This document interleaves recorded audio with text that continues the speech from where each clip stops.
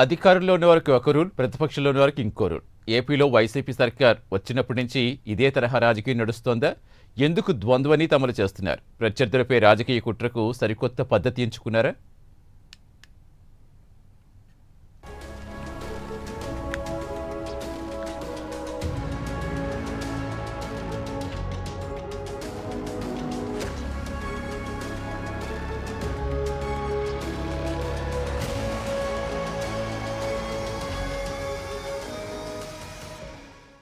జగన్ సర్కార్ వచ్చిన నాటి నుంచి ప్రతిపక్షాలపై ఏ విధంగా ఉక్కుపాదం మోపుతున్నారో ప్రత్యేకించి చెప్పక్కర్లేదు.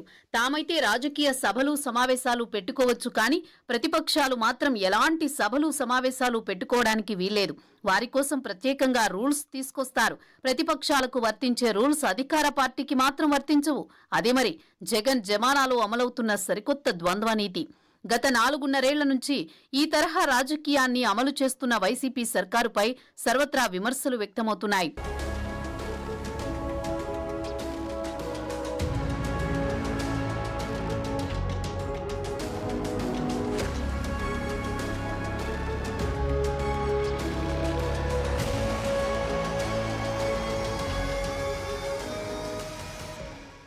తాజాగా జగన్ సర్కార్ ద్వంద్వ నీతిని ఎత్తిచూపే మరో ఘటన వెలుగు చూసింది. అదేంటంటే బీసీవై పార్టీ అధినేత బోడే రామచంద్ర యాదవ్ తన పార్టీ సభ్యత్వ నమోదు చేసుకున్న వారికి జ్ఞాపికలు ఇచ్చేందుకు 10,000 గోడ గడియారాలను తెప్పిస్తుండగా కంటైనర్ను పోలీసులు అడ్డుకున్నారు.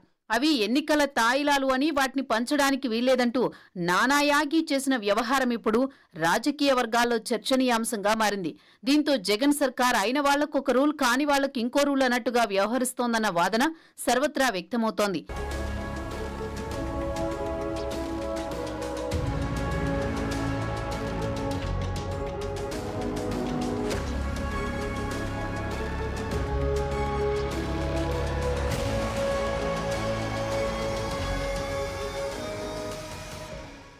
ఏ రాజకీయ పార్టీ అయినా సభ్యత్వ నమోదు కార్యక్రమాలు చేసుకోవడం సహజం.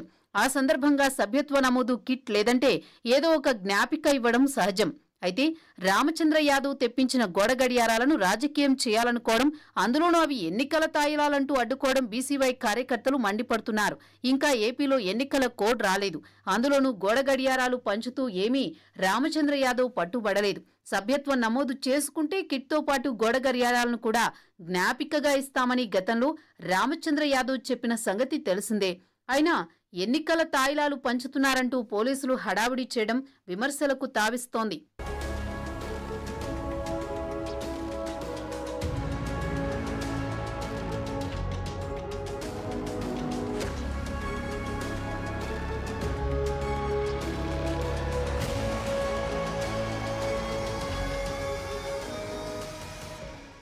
గతంలో అధికార పార్టీకి చెందిన కీలక నేత చెవిరెడ్డి భాస్కర్ రెడ్డి నేరుగా కంటైనర్లలో ప్రెజర్ కుక్కర్లు, గోడ గడియారాలు తెచ్చి నేరుగా సచివాలయాల్లోనే దించారు.